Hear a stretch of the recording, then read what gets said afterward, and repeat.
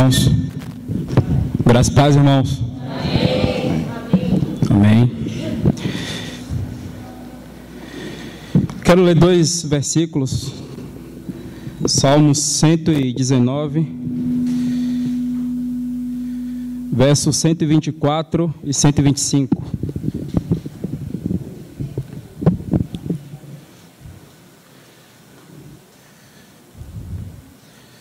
Salmos 119, versos 124 e 125.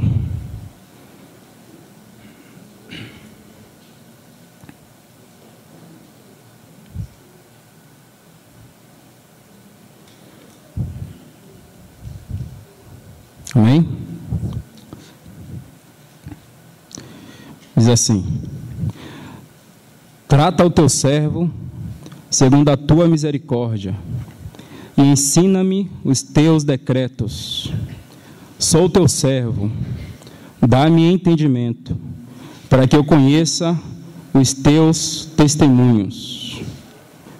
Sou teu servo, dá-me entendimento, para que eu conheça os teus testemunhos. Que seja essa a nossa oração, né?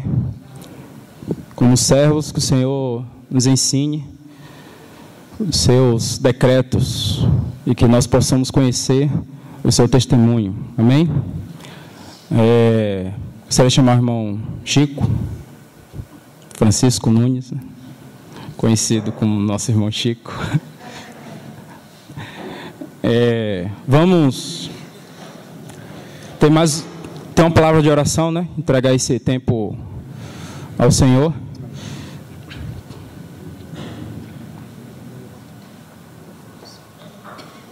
Amém? Vamos orar? Senhor, nós louvamos e bendizemos a Ti, Senhor. Nós queremos nos expor neste momento à Sua palavra. Que o Senhor mesmo abra a Sua palavra para nós. E, como Teu servo, Senhor, queremos aprender os Teus decretos. Queremos que o Senhor nos ensine a Sua palavra. Use esse tempo, Senhor, e ministre aos nossos corações. Nós precisamos ouvir a Tua voz. Ela nos encoraja, Senhor. Tua voz nos anima a prosseguir. Seja o Senhor misericordioso conosco e nos dê, nesta noite, ouvidos capazes para ouvir a Tua voz. Por isso, Senhor, venha aquietar todo o nosso ser na Sua presença. Nos substitua com graça, tanto quem fala quanto quem ouve. Precisamos ouvir a Tua voz. Em nome do Senhor Jesus. Amém. Aleluia. Tá. Então, 1h10. Tá. Mas fique aberta a direção do Senhor. Amém, amém. Obediência é sempre a orientação do Senhor. Graça e paz, irmãos. Está funcionando? Tá.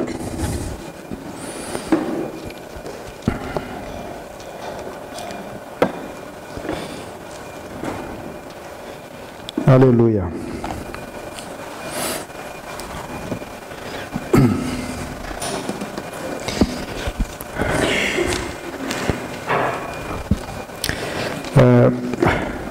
Acho que a primeira vez que eu vim a Salvador, eu tive oportunidade de conversar com jovens, com pré-adolescentes. Alguns daqueles hoje já são casados.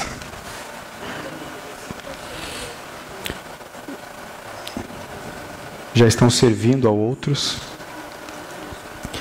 Eu me sinto muito honrado com essa oportunidade de falar aos jovens, conforme fui convidado.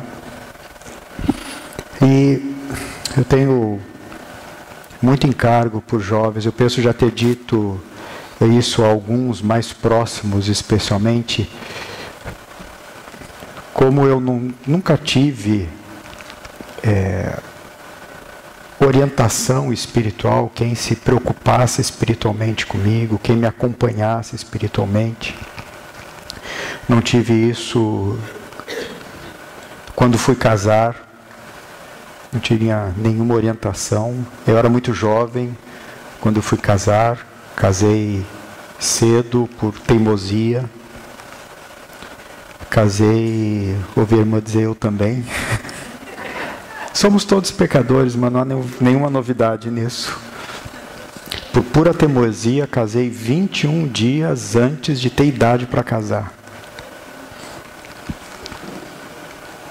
Evidentemente, isso causou muito transtorno para nós, porque éramos duas crianças, né? Eu do alto da maturidade dos meus 20 anos, minha esposa plenamente madura com seus 16, mas éramos teimosos, não havia quem nos segurasse, não havia quem nos orientasse, e descobrimos errando, descobrimos nos ferindo, nos perdoando, começando de novo. Então, por isso, desde há muito eu tenho esse encargo por jovens, para que eles não precisem repetir as bobagens que alguns cometeram. E sempre que se fala de conversar com jovens, nos vem assim uma quantidade muito grande de temas sobre os quais se poderia e até seriam necessários conversar.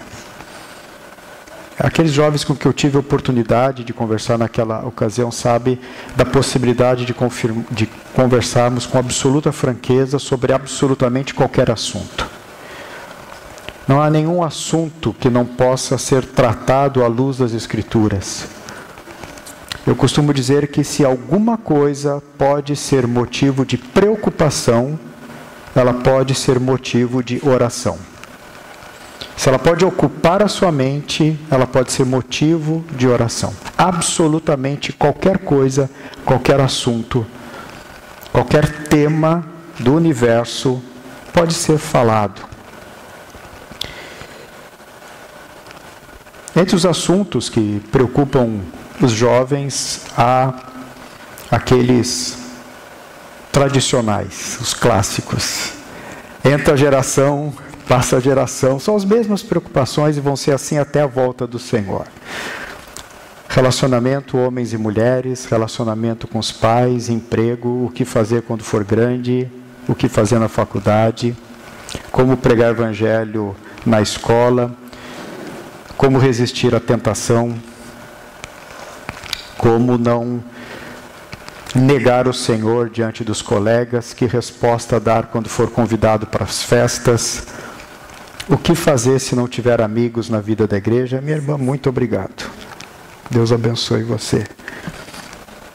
O que fazer com aquele irmão que falou mal de mim pelas costas. São clássicos, não são? E nós podemos enumerar muitos outros e talvez acrescentar alguns. Desde aquela primeira vez que eu conversei com os jovens, há alguns assuntos que se tornaram também palpitantes e necessários. Naquela época, talvez a preocupação fosse da atração sexual por meninos e meninas. Hoje teríamos que falar da atração sexual de meninos por meninos e de meninas por meninas. Há uma pressão moderna muito grande sobre isso. Não mais como uma possibilidade, mas nos é apresentado quase como uma obrigação. Antes de saber o que você quer mesmo, tem que experimentar de tudo. Podemos tratar sobre isso, é importante lidarmos com isso. Porque os jovens sabem o que eles sofrem lá na escola. Descaradamente. Talvez os jovens possam confirmar isso. Lá na escola não tem rodeios. Tudo é dito, é proposto na cara, diretamente. Como a gente lida com isso tudo? Outra questão que se poderia tratar, e é importante hoje, seria o avanço do ateísmo por parte dos professores na escola. No passado, os professores eram ateus, sempre foram, sempre houve. A irmã está sorrindo, deve sofrer com isso, não é? Pois é. Como lidar com aqueles professores que são descaradamente ateus na escola? Não só ateus, mas são anticristãos. Aqueles que zombam diretamente da sua fé, não importa a idade do seu filho. Lá em Santo André nós temos uma jovem que desde a 3ª série sofre perseguição dos professores. Esse é um assunto importante. Como lidar com isso? É uma pressão muito grande. Os argumentos que esses filhos de Belial apresentam parecem tão certos, tão convincentes, e a gente se sente tão desarmado para lidar com isso. Então nós temos assim muitos temas para lidar que seria impossível numa noite só, né? Podemos dedicar talvez uns 3 semestres para falar sobre isso. Mas o que a gente pode conversar nessa noite, irmãos, assim que seja de auxílio prático para os irmãos, ou no mínimo como o início de uma conversa, como eu fiz naquela ocasião, com a permissão do presbitério da igreja, eu tomo a liberdade de fazê-lo, me ponho à disposição naquilo que eu puder ser útil aos irmãos. Mas graças a Deus os irmãos têm um bom grupo de irmãos que os lideram, que oram por vocês, que sofrem por vocês, que conhecem a Escritura, que têm sido aprovados pelo tempo, ao longo desses 30 anos de existência da Assembleia aqui. São irmãos a quem podem e devem recorrer, mas naquilo que estiver ao meu alcance de ser útil para ajudá-los a perseverar até o fim, né, eu quero servir os irmãos. Mas o que a gente poderia conversar nessa noite? Eu considerei isso desde que recebi o convite, à luz daquilo que o Senhor me havia inclinado o coração a falar aqui no domingo. Então eu quero continuar falando sobre perseverança.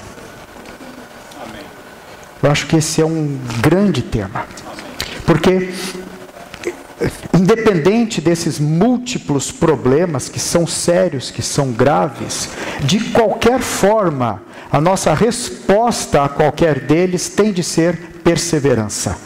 Perseverar na fé, perseverar na busca pelo Senhor, perseverar numa posição que resiste à tentação, ao preço, se necessário, da própria vida. E há 2 personagens na Bíblia, o termo perseverança não é usado especificamente em relação a eles, mas quando nós lemos a história dos 2, nós vemos que foram 2 irmãos, um do Antigo Testamento, um do Novo, que perseveraram. E há algumas lições muito práticas que nós podemos extrair da história deles. Então nós vamos pincelar apenas alguns pontos disso que nos sirvam de encorajamento. Porque se foi possível para eles, é possível para nós. Irmãos, nenhum personagem bíblico esteve numa posição mais favorável. Para ele era mais fácil porque qualquer coisa. Não, nenhum deles. Todos eles sofreram exatamente as pressões que nós sofremos. Só não tinha internet e WhatsApp. Não tem novidade. Irmãos, não existe novidade em termos de pecado. Tenho certeza disso. Você pode pensar que a sua situação, aquilo que aflige você, é único na história da humanidade. Não é, sinto dizer. Você é apenas mais um. Muitos outros antes de você, muitos outros depois de você vão passar exatamente pela mesma situação. E se esses que passaram por essa situação são cristãos, a palavra do Senhor para eles é exatamente a mesma para vocês. Perseverança. Perseverar com o Senhor. Porque o Senhor é capaz e suficiente de nos guardar fiéis a Ele mesmo. Recentemente eu li uma determinada manchete de jornal eletrônico, né? E eu fiquei muito contente, não vou falar dos detalhes, não é necessário, mas eu fiquei contente, porque lendo aquela manchete, eu constatei, puxa, não tem mesmo novidade em matéria de pecado. Aquilo que parecia tão único, tão inesperado, está lá, conhecido, causando preocupação aos médicos. É bom nós termos consciência disso, porque isso nos dá uma sensação de que Deus não desconhece o meu problema. Nós sabemos que Deus é onisciente, mas por causa da nossa mente maculada pelo pecado, às vezes nós somos tentados a pensar que Deus não sabe o que eu estou passando, como se nós fôssemos únicos. Então é bom saber que nós não somos únicos, porque Deus já socorreu milhares de outros seus filhos que passaram exatamente pela mesma situação. Então Ele pode socorrer você. Deus é imutável, Ele é exatamente o mesmo Deus desde que Ele é Deus, e Deus sempre foi Deus. Deus é imutavelmente bom, Deus é imutavelmente misericordioso, Deus é imutavelmente amoroso, e Deus é imutavelmente inclinado a socorrer os seus. Nós podemos confiar nisso. Senhor, Tu já socorreste alguém assim no passado, me socorre também. Então isso simplifica as coisas entre nós e Deus. Porque por acolher esse pensamento, muitos até não vão ao Senhor por se acharem especiais demais. Ah não, esse negócio, meu Deus, não sei nem como orar por isso, não sei nem como dizer isso, de tão enroscado que é o meu problema. E diga assim mesmo para Deus. Sabe, ninguém encanta Deus com as suas belas palavras. Deus conhece você melhor do que você a você mesmo. Então não tenha medo de dizer para Deus. Certo irmão do passado disse que Deus consegue encontrar sentido numa oração confusa. Vai lá e fala. Não planeja muito, não rascunha. Vai lá e fala, despeja. Ele é Deus, não você. Deixa Ele resolver aquela encrenca. Nós somos excelentes para nos meter em enrascadas. Deus é especialista em resolvê-las. O melhor que a gente consegue fazer é besteira. Deus faz tudo perfeito. Deus põe ordem no caos. Deus não tem medo de confusão. Deus resolve todas as coisas. Irmãos, é bom nós sabermos que não somos únicos. Mesmo nesse pequeno grupo, tenha certeza absoluta de que você não está sozinho nos seus problemas, nas suas dores, nas suas aflições. Há muitos aqui, talvez no lugar escondido do coração, sofrendo as mesmas coisas que você sofre. Ele sabe a nossa estrutura e sabe que somos pó. No máximo, pó. Os dois personagens sobre os quais eu quero conversar são José e Timóteo. Nós conhecemos a história de José. Era o jovem preferido do seu pai. Essa preferência pelo jovem trouxe problemas para o jovem e para o pai.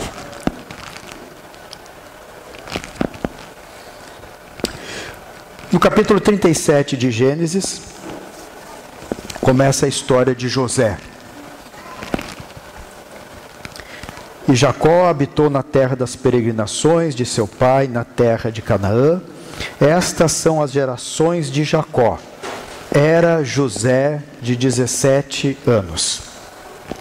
Então a história, por assim dizer, a história de José é parte da história de Jacó. Ela especifica determinado aspecto da história de Jacó. E ele tinha 17 anos. Me permita perguntar, levante a mão por gentileza quem tem de 17 para baixo. Você já teve. Só um pouquinho. 17 para baixo. Ok. Tá. Obrigado. Vocês acabaram de ouvir que José tinha 17 anos. A idade que você tem. Perceberam? Já temos uma identificação. Puxa, José também um dia teve 17 anos. É sério, isso é importante. José também teve 17 anos.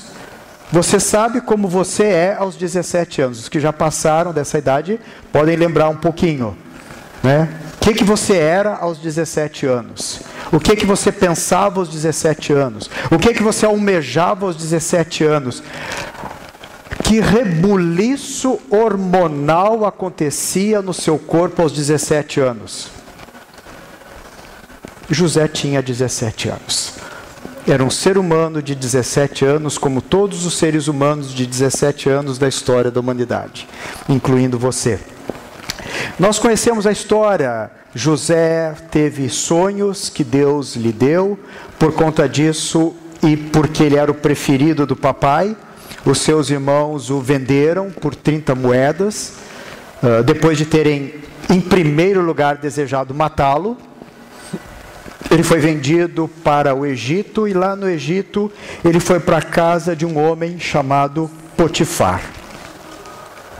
Aí acaba o capítulo 37. O capítulo 38 de Gênesis é curioso, porque ele é um parêntese na história de José. Quando nós lemos sequencialmente, não faz muito sentido. Por que narrou essa história aqui no capítulo 38? O capítulo 38 fala daquela coisa estranha acontecida entre Judá e Tamar, sua nora.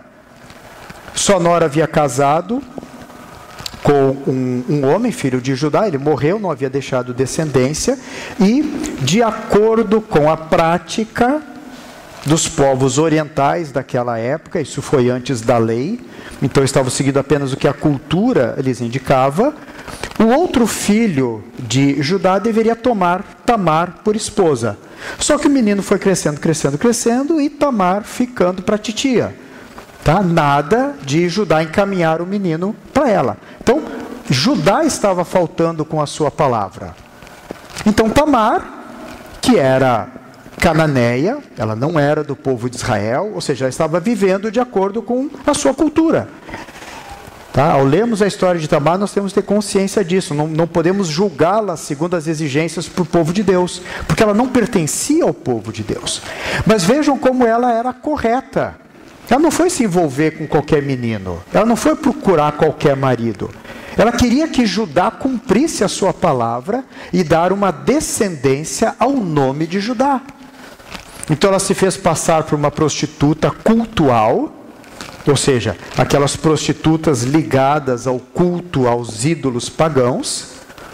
Judá a tomou por prostituta, né? Teve um intercurso com ela, ela engravidou, e quando souberam disso, chamaram para Judá.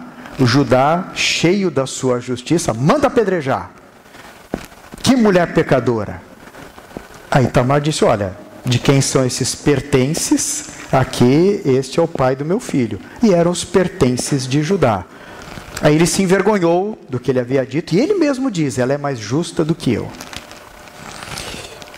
Por que nós temos esse intervalo na história de José para contar essa coisa escabrosa e desagradável da história de Judá? Só abrindo mais um parêntese. É escabrosa, mas é dessa descendência que veio o Senhor Jesus. O Senhor Jesus não tem vergonha de vir de pecadores. O Senhor Jesus não tem vergonha de se relacionar com pecadores. Porque são os doentes que precisam de médico. São os pecadores que precisam perdão e libertação dos pecados. Da descendência dessa história esquisita, que talvez muitos de nós preferiam que não estivesse na Escritura, principalmente aqueles que são pais e vão ler a Bíblia com os filhos pequenos, não é? Já passaram por isso? Tem umas passagens da Escritura que a criançada engasga, não é? Pai, o que é isso? O que ela fez? Pai, não entendi. A gente preferia que não tivesse na Bíblia, mas está ali. Deus inspirou para nosso ensino e consolação. Por quê? Porque isso é a preparação para o capítulo 39 de Gênesis. Aquela história bem conhecida de José e a mulher de Potifar. A mulher de Potifar viu José, que era o mais destacado, era o principal dos servos de Potifar, tinha o cuidado de todas as coisas da sua casa. E aquela mulher sem vergonha colocou os olhos nele e sem rodeios, como acontece lá na sua escola. Veja, você não está sozinho mais uma vez. Como acontece lá na sua escola, ela diz assim: deita-te comigo. Sem com licença, sem por favor, sem nada. Deita-te comigo. E insistiu com ele. Lembre-se, José tinha quantos anos? Lembre-se de você com 17 anos. José tinha 17 anos. Então vamos ler o texto da Escritura. A partir do verso 6. E deixou tudo o que tinha na mão de José. Gênesis 39, verso 6. E deixou Potifar tudo o que tinha na mão de José, de maneira que nada sabia do que estava com ele, a não ser do pão que comia. E José era formoso de porte e de semblante. O cara era bonitão demais. O cara era lindo, rapagão. Formoso de porte significa que o cara era malhadão. De semblante, aquele rosto lindo. É sério, tá escrito, não está escrito na sua Bíblia? Por que Deus registra isso? Isso não era um problema se ele fosse feioso, todo escangalhado, não a teria atraído a mulher de Potifar, não é verdade? Se fosse um velho lá, não teria atraído, mas o cara era bonito, fortão, malhado. Quem é que decide se você vai ser fortão, bonito e malhado? Não é Deus? Foi Deus que fez você assim. Há uma tentação também, em algumas desses assédios, que a pessoa assediada se sente culpada. Isso também é a armadilha do diabo contra você. Ah, se pelo menos eu fosse feia. Ah, se eu fosse gorda, ninguém ia olhar para mim. Não, Deus fez você assim. A culpa não é sua se os pecadores agem dessa maneira. Evidentemente, você, como pertencendo ao Senhor, deve mostrar santidade, separação, recato em todas as coisas. Mas você não tem como impedir que o outro sem vergonha seja o sem vergonha que ele é. Não aceite essa acusação do diabo. Isso é a base, porque muita gente depois é conduzida a bulimia, anorexia, porque quer ser aquilo que não é. Se olha no espelho magérrimo e continua se imaginando imenso de obeso e quer ficar cada vez mais magro. Não. Nós precisamos de graça do Senhor para como nós somos, porque feitos por Ele, perseveremos em qualquer ambiente. E aconteceu depois dessas coisas que a mulher do seu senhor pôs os seus olhos em José e disse à deslavada: deita-te comigo. Sem rodeios, direto, na cara dura. Não é o que acontece lá na sua escola? Alguém chega para você por acaso, assim, com licença: olha, eu não sei se você é cristão ou não, se isso vai te ofender. Você me desculpa meu jeito, tá? Mas eu queria convidar você. Alguém faz isso? Não. Não, estão se lixando para você. O seu professor está pouco se lixando para você. Vai lá para frente, fala um monte de palavrão, né? Mostra obscenidades, divulga. Esse é o mundo, não espere tratamento diferente. Porém ele recusou e disse à mulher do seu senhor: eis que o meu senhor não sabe do que há em casa comigo, e entregou na minha mão tudo tudo o que tem. Ninguém há maior do que eu nesta casa, e nenhuma coisa me vedou, senão a ti, porquanto tu és sua mulher. Como, pois, faria eu tamanha maldade e pecaria contra Deus? Considere isso. José está sozinho. Não há ninguém que temesse a Deus lá no Egito. Ele está sozinho, único. Ele é um estrangeiro. Ninguém conhece ele. Está sem pai nem mãe ali no Egito. Ele foi vendido pelos próprios irmãos. As pessoas mais chegadas, as pessoas que deveriam cuidar dele, as pessoas que deveriam preservar a sua vida, sabedores que ele era o preferido do pai, esses mesmos o venderam para o Egito. O Egito não teme a Deus. No Egito ninguém está se importando com Deus. O Egito era um povo politeísta, eles adoravam tudo que é animal. Ele era um escravo. Ele não era ninguém na sociedade. Ele era objeto, ele era propriedade do seu dono. E ele tinha 17 anos. Você há de concordar comigo que ele tinha tudo para aceitar o convite daquela mulher. Não é verdade? Corpo cheio de hormônios, cheio de raiva com o que tinha acontecido com ele. Parece que Deus o tinha abandonado.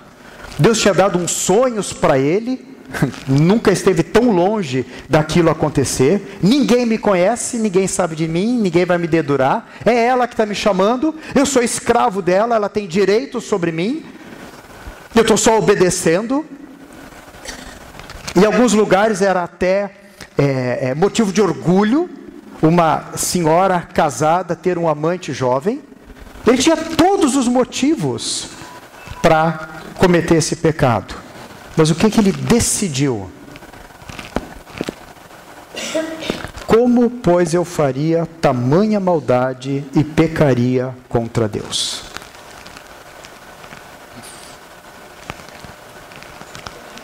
Ele estabeleceu isso firmemente no seu coração. Você há de concordar comigo que você não está numa situação tão ruim quanto a de José. José não conhecia o Senhor Jesus Cristo, nem tinha o Espírito Santo habitando nele. José não tinha comunhão da igreja, nem tinha a Bíblia. José não tinha os grupos que se reúnem semanalmente para orar um pelos outros. José não tinha o partir do pão todo domingo de manhã. José não tinha um grupo de irmãos para que ele podia ligar no meio da noite, de madrugada: irmão, por favor, venha me socorrer. Ele estava sozinho no Egito. E aconteceu que, falando ela, cada dia... Gente, a mulher não desistiu, não sabe receber um não como resposta. Cada dia, pense nisso, nessa situação toda, um menino de 17 anos, bonitão, todo dia aquela mulher casada, tentando-o, chamando dessa maneira descarada. E não lhe dando ele ouvidos para deitar-se com ela e estar com ela. Sucedeu num certo dia que ele veio à casa para fazer seu serviço, e nenhum dos da casa estava ali. E ela lhe pegou pela sua roupa: deita-te comigo. E ele deixou a sua roupa na mão dela e fugiu e saiu para fora. Provavelmente isso não aconteceu nem perto com nenhum de nós. José preferiu fugir. Então eu quero encorajar vocês a serem tão espirituais quanto José. Fujam. Você quer ser espiritual? Fuja. Corre. Cai fora. Se manda. Dá no pé. Não fica brincando com pecado. Não fica brincando com perigo. Não usa nenhuma dessas desculpas como desculpas para dizer: não consegui me segurar. Foge.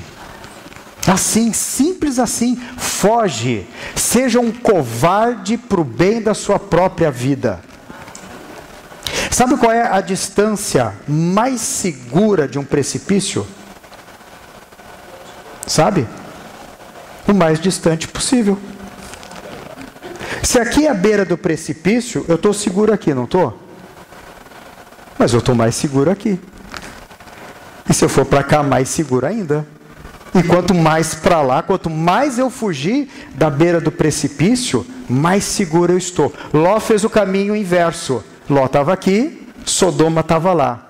Ele foi chegandinho, até chegar em Sodoma e ser o principal da cidade. Por que tem o capítulo 38 antes do 39? Para mostrar uma diferença de resposta à tentação. Judá era velho, era o irmão mais velho do que José. Ele olhou uma mulher e ele disse a mesma coisa: deita-te comigo. Ele se submeteu àquela cultura em volta dele. Ele não resistiu, ele não, na verdade, nem brigou contra os seus instintos, contra o que ele queria fazer. Foi lá, olhou a mulher, e ainda diz, depois quando ele pergunta por aquela mulher, ele diz: onde estava aquela prostituta cultual? Ou seja, ele sabia exatamente o que ele tinha feito. Ele não foi enganado do ponto de vista dele. Ela se vestiu como uma prostituta, ele se interessou por uma prostituta e deitou-se com ela. Aí quando a gente lê o capítulo 38, nós ficamos chocados com Judá, e com razão. Então nós temos o capítulo 39, vemos um jovem de 17 anos resistindo bravamente ao pecado, ao preço de ir para a cadeia. Vale a pena. Jovens, vale a pena fugir. Não importa o preço que você tenha que pagar. Mas não macule o nome do Senhor. Não macule o seu relacionamento com o Senhor. Não vale a pena ceder ao pecado. E se José conseguiu fazer isso no Antigo Testamento, antes da aliança no Sinai, hoje no Novo Testamento, nós temos todos os recursos para isso. Nós temos a palavra do Senhor. Nós temos a comunhão da igreja. Nós temos o Espírito habitando dentro de nós. Nós temos livre acesso ao Pai. Nós temos a comunhão dos santos.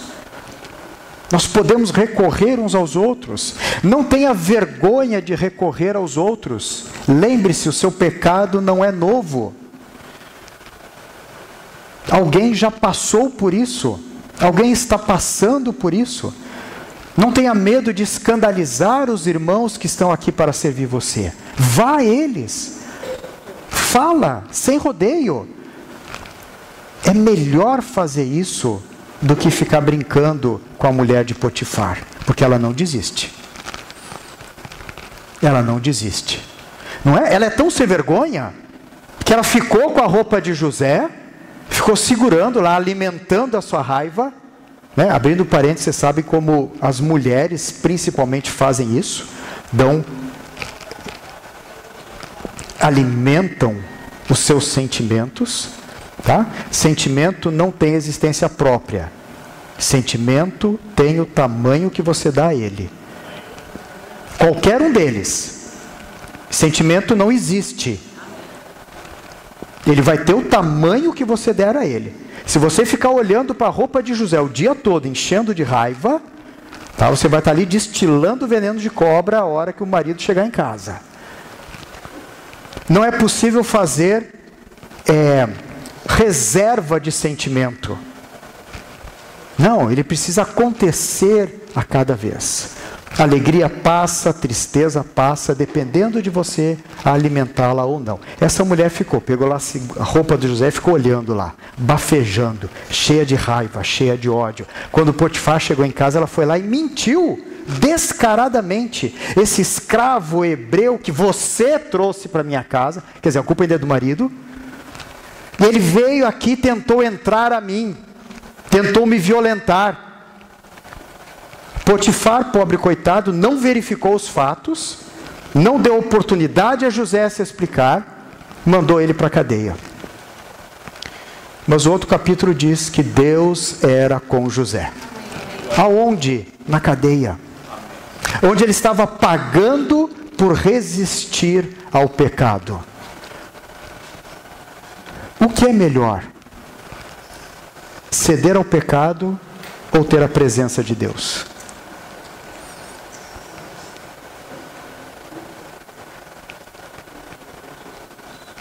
O pecado só é atraente porque é bom. Ele só é atraente porque ele promete algo. Mas as consequências podem ser permanentes. Muita gente gosta, principalmente incrédulos, gostam de mencionar contra nós a história de Davi. Olha só, Davi, o que ele aprontou lá com a mulher do vizinho. E Deus aceitou ele. Então posso viver na gandaia que não vai ter problema nenhum. Eu digo, é muito fácil pecar como Davi, mas poucos se arrependem como Davi. Irmãos, é muito fácil pecar, mas quem garante que você vai se arrepender depois? Às vezes, um pecado é suficiente para macular de tal maneira a consciência de um filho de Deus, que ele não encontra lugar para arrependimento. Por quê? Porque para pecar, tem de vencer algumas barreiras interiores, não é? Nós conhecemos algo do Senhor, nós conhecemos algo da sua verdade, nós conhecemos algo da necessidade de andar com Ele em santidade. Então, para pecar, você tem que brigar com essas coisas. Você tem que quebrar isso, você tem que romper esse limite. E às vezes, a ferida na consciência é de tal modo grave que não há volta. É melhor então não pecar. Por isso que 1 de João, ele fala que ele estava apresentando aquelas coisas para que não pequemos.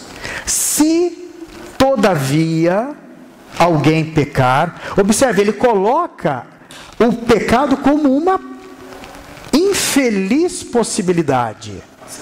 Um acidente, não a sua prática, não o seu modo de vida. Se, todavia, não é para permanecer no pecado, tem que recorrer ao advogado. Errei, eu preciso me voltar para o Senhor.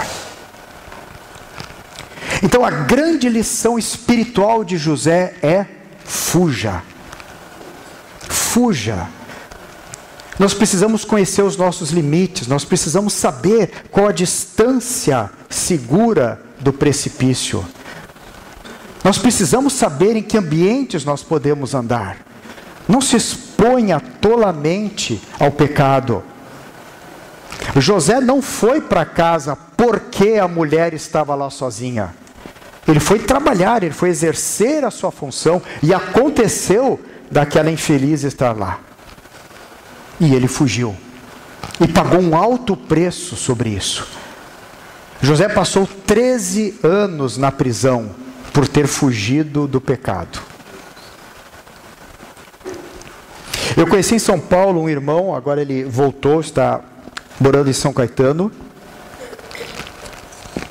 que ele foi demitido da empresa em que ele trabalhava. Ele era o melhor vendedor da empresa, da área de tecnologia, ele era o melhor vendedor, se batia todas as metas mais impossíveis, ele batia todos os meses, mas ele foi demitido.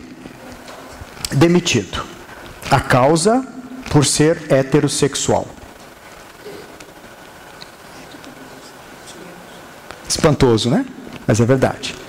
Ele foi demitido por ser heterossexual. Por quê? Porque as empresas descobriram duas coisas. Primeiro, que faz bem para o filme delas empregarem homossexuais. Estão na moda, esse negócio de igualdade de gênero, né? Tudo é a mesma coisa, essa confusaiada toda aí que o diabo inventou. Então isso faz bem para a imagem da empresa. E segundo, as empresas descobriram que, como os homossexuais normalmente não têm relacionamento familiar, porque na maioria dos casos a família não aprova, eles vivem para o trabalho. Então, demitiram esse irmão por ser heterossexual, contrataram 2 homossexuais para o lugar dele, pagando menos do que ele e arrancando mais o couro deles do que fazia antigamente com ele. Ele pagou o preço, porque ele dava testemunho do Senhor. Quando o parabenizavam pelas metas, ele dizia que foi graças a Deus, porque havia irmãos orando por ele. Deu testemunho fiel. Por ser fiel, perdeu o emprego. Teve de se mudar de cidade. Voltou agora para São Caetano, agora está desempregado de novo. Por ser fiel ao Senhor. Então, da história de José, há muitos outros aspectos, tá? Sem dúvida. Mas eu quero frisar esse ponto com vocês. Fujam. Fujam. Não importa o que digam de vocês. Não importa o que pensem de vocês. Importa o que Deus diz de vocês. Importa como você está diante do Senhor. Você pode agradar a toda a sociedade, aos seus colegas, a escola toda. E Deus. E o diabo, ele ainda faz o seguinte. Ele fica atormentando você, tentando você, em qualquer um desses muitos assuntos, não é? Fica tentando, como essa mulher aqui, todo dia, ou por meio de um colega, de um professor, todo dia, tentando você, tentando. Aí você cede. Aí os mesmos dizem assim, você é crente? Crente faz isso, é? Ah, se é assim, eu também quero ser crente. Então você destrói o seu relacionamento com o Senhor e macula o nome do Senhor. Fuja. Será que isso é exagero? Não. Quando nós vamos para Timóteo, abre sua Bíblia lá em Timóteo, 2 Timóteo.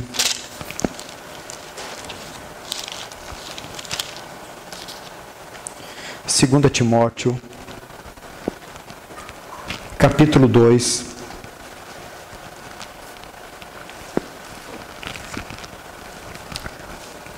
É uma passagem bastante conhecida, provavelmente os jovens já tenham ouvido sobre isso. Mas eu quero que agora nós consideremos essa passagem à luz do exemplo de José. Para vocês verem que aquilo que foi praticado no Antigo Testamento, no Novo Testamento é apresentado como uma ordem, como um preceito.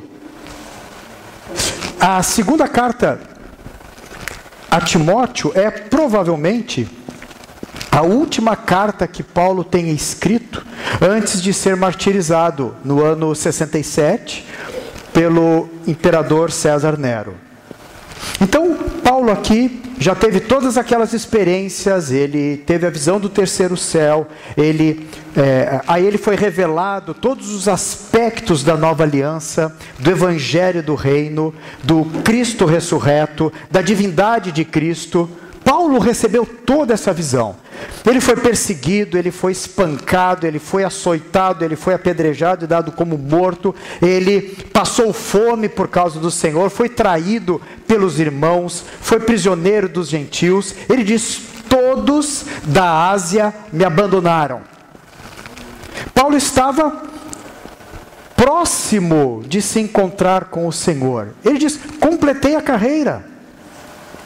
Então, no alto, no auge, com toda a sua experiência acumulada, que conselho ele dá para Timóteo? Foge. 2 Timóteo 2, 22. Foge. Foge. Esse é um conselho espiritual. Foge. Muitos hoje dariam fórmulas para você, não é? Não, você precisa ler mais a Bíblia. Não, você precisa dar mais testemunho na escola para espantar os outros. Você precisa orar mais. Você precisa, sei lá quantas fórmulas simples dão por aí. Paulo não. Paulo diz foge. Foge, fica longe. Foge também. Ou seja, há outras coisas das quais ele deveria fugir. Foge também das paixões da mocidade.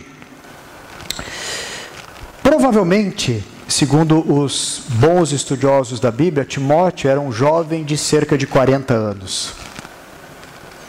Agora, quem tem de 17 a 40? Levante a mão, por favor. Agora é a vez de vocês. Foge também. É para todo mundo fugir. Fugir, irmãos. Não há outra solução. Nós temos de fugir. Nós temos que ter consciência de que nós somos atraídos por essas coisas. Me permitam dar um exemplo pessoal. Nunca, jamais, em momento algum, em nenhuma circunstância, futebol competiu no meu coração com reunião da igreja. Porque eu detesto futebol.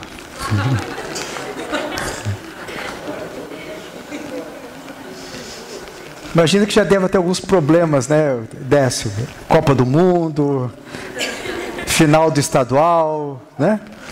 Uma vez eu comentei sobre isso com o irmão, ele falou, irmão, uma vez eu vi o irmão ouvindo o jogo na reunião. O irmão sentou bem no cantinho assim, escorado na parede, fingindo que estava dormindo, com fone de ouvido ali, mas ele não se segurou quando o time dele fez gol. Gol!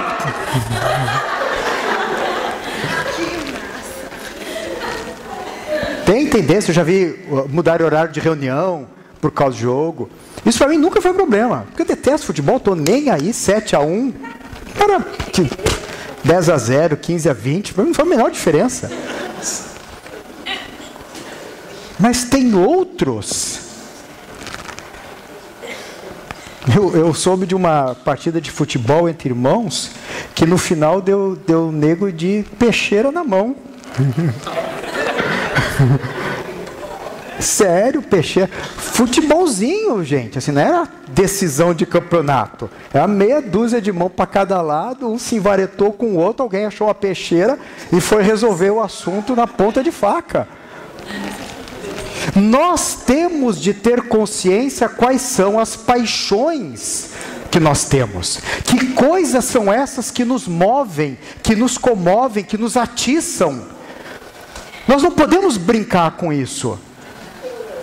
Talvez haja outras coisas que me mexa tanto quanto mexem com futebol e alguns. Nosso irmão aqui que se ofereceu para carregar minha sacola de livros. Ele sabe da reação. Livro não, aí não. E a marmita, bem lembrado. E a marmita. Então nós temos de ter consciência disso, irmãos. Nós temos de ir à luz do Senhor com seriedade e reconhecer, Senhor, de fato, nessa área eu tenho esse desejo. Há algo em mim que clama por isso, que se inclina por isso, que se me convidar insistentemente, eu caio. Eu preciso fugir. Não importa se você tenha 17 ou se você tenha 40 ou em qualquer faixa etária bem abaixo disso ou bem acima disso. Ninguém está isento. Judá tinha bem mais de 40 anos quando fez aquilo com Tamar. Foge também das paixões da mocidade e segue a justiça, o padrão elevado de Deus. O padrão que é correto segundo Deus, não segundo o ensinamento desse mundo. O mundo vai insistir com você que isso é correto, que isso é normal, que isso é natural, que isso é o que você é, que você tem que assumir mesmo, tem que sair do armário, tem que experimentar antes de dizer que não gosta, tem que se entregar, se jogar de corpo e alma, afinal de contas Deus é amor, então todo tipo de amor vale a pena, todo tipo de amor valerá. Mentira. Nosso padrão é a justiça de Deus, mesmo ao preço de irmos presos. Segue a justiça, a fé. A fé, o sentido aqui é principalmente de fidelidade ao Senhor. A nossa resposta fiel ao Senhor. Segue também o amor genuíno, o amor verdadeiro pelo Senhor e pelos irmãos. Segue a paz, com com os que com um coração puro invocam o Senhor. Nós também precisamos considerar com quem nós podemos fugir. Porque, infelizmente, nem todos têm um coração puro. Infelizmente, há aqueles entre os filhos de Deus com um coração impuro. Porque eles sabem que ali na igreja eles vão encontrar moças castas, moças bonitas, moças que se guardaram. Mas nós temos que procurar aqueles que têm um coração puro, aqueles que têm um bom procedimento, aqueles que querem a mesma coisa que nós queremos, porque nós precisamos perseverar. E a trilha não é fácil, irmãos. Diariamente nós sofremos todo tipo de ataque do diabo, da nossa carne, das coisas ao nosso redor, que faz uma pressão tão grande. Às vezes parece insuportável, não é? Às vezes dá vontade de ceder, você não aguenta mais. Mas persevere e fuja. Persevere fugindo. Nesse capítulo ainda, Paulo usa duas vezes, no capítulo seguinte, no capítulo 3, Paulo usa duas vezes a expressão tu, porém. Tu, porém. No verso 10. Tu, porém, tens seguido de perto a minha doutrina. E depois no versículo 14 ele diz, tu, porém, permanece naquilo que aprendeste. E aqui ele está falando de perseverança. Ou seja, para o mundo há um determinado padrão que é aceitável para o mundo. Não espere nada de diferente do mundo. O mundo não vai ficar melhor. Não vai. O mundo não vai respeitar mais os cristãos. O mundo não vai respeitar mais a sua fé. O mundo não vai respeitar mais a sua virgindade. O mundo não vai respeitar mais a sua escolha por seguir a Deus. Não espere complacência do mundo. Não se deixe enganar. Esse é o padrão do mundo. Tu, porém. Para você que é filho de Deus, a exigência é outra. O padrão é outro. O que Deus quer de você é diferente. Nós somos o contrário do que o mundo é. E depois no capítulo 4, ele usa mais uma vez a expressão, no verso 5, mas tu sê sóbrio em tudo, sofre as aflições. Sem dúvida, irmãos, a nossa peregrinação com o Senhor nesse mundo é uma peregrinação de aflições, de sofrimento, de luta, muitas vezes sozinho. Eu falei hoje à tarde com uma determinada irmã que todos nós temos de passar por essa experiência de percebermos que estamos sozinhos, mesmo entre os irmãos. Para quê? Para que somente o Senhor seja a fonte da nossa confiança. Nós temos uma tendência muito espontânea de colocar os nossos olhos em qualquer circunstância exterior. Não é? Para alguns irmãos, a sua Bíblia é o extrato bancário. Se está tudo azul, é cheio de alegria, cheio de glórias a Deus. Entrou no vermelho, é um desespero. O seu coração, a sua fé, oscila conforme a conta bancária. Então Deus mexe lá na conta bancária, vai jogar lá no fundão do vermelho. Porque a dependência tem que ser do Senhor. Nós temos de ter essa experiência, como a de José, sozinho, longe de tudo, traído por todos. Mas sobre nós uma ordem de tu, porém. Ao contrário de absolutamente todos, tu, porém, foge. Tu foge. A ordem para você é fugir. O mundo manda ceder, você foge. Fuja. Porque mesmo que você pare na prisão por causa disso, o Senhor está com você.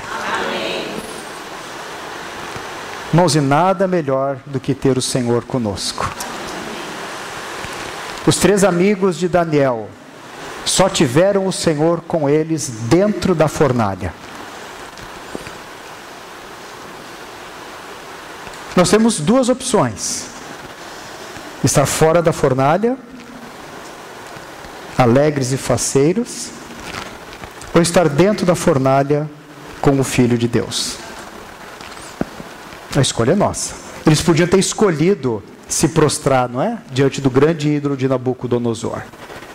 Mas eles disseram não. Eles também fugiram. Não. Se Deus quiser nos livrar, Ele nos livrará. Percebam que eles nem sequer tinham uma palavra clara de Deus de que eles seriam livrados. Mas eles conheciam o Deus a quem eles serviam. Mas se Deus não nos livrar, mesmo assim nós não vamos adorar a tua imagem. Então eles foram lançados na fornalha e lá estava o Filho de Deus. Os acolheu, os recebeu naquele ambiente. E diz que quando eles saíram de lá, não tinham nem sequer cheiro de fumaça. Eles não tinham nenhuma marca daquele sofrimento. Deus os recompensou. Então eu quero concluir dizendo isso. Não importa a sua idade, fuja. Todos nós, não importando que idade temos, temos essas paixões das quais nós precisamos fugir. E há muitas delas. Muitas delas. Uma das mais danosas no seio da igreja é o falar mal uns dos outros. Há uma ordem clara de Tiago, está lá no Novo Testamento, diz assim: não faleis mal uns dos outros. Precisa explicar essa frase? Precisa dizer o que significa no grego? Ela é óbvia, é clara e é ordem bíblica. Não façam isso. Nós precisamos correr juntos. Nós precisamos fugir juntos, para que todos possamos perseverar. Que o Senhor nos capacite a isso por seu Espírito e para a glória dele mesmo. Amém. Amém, Senhor. Nós somos gratos a Ti pelos exemplos na Tua palavra daqueles que fugiram para honrar o Senhor. Senhor, nós temos tantos meios de graça para nos socorrer, para nos auxiliar, para nos capacitar a permanecer fiéis a Ti. Nos faz sábios, Senhor, para fugir, para reconhecer os perigos que nos cercam, para usarmos desses meios, Senhor, a fim de permanecermos fiéis ao Senhor até o fim. Nos faz fortes o suficiente para sermos covardes e fugir. Nos faz sábios o suficiente, Senhor, para não ignorar os perigos que nos rodeiam. Nós queremos ser encontrados fiéis pelo Senhor. Nós queremos dar um testemunho diante desse mundo, mesmo ao preço da nossa própria reputação, para que o nome do Senhor seja exaltado, para que o nome do Senhor seja honrado entre as pessoas. Senhor, o que nos tem de importar é ser agradáveis a Ti. Não importam os nomes e os títulos que os homens nos deem. Nós queremos ouvir do Senhor que nós fomos fiéis, para recebermos do Senhor mesmo o reconhecimento por aquilo que o Senhor mesmo nos capacitou a fazer. Faz isso em nós, Senhor, nós te pedimos, para a glória do Senhor mesmo. Amém.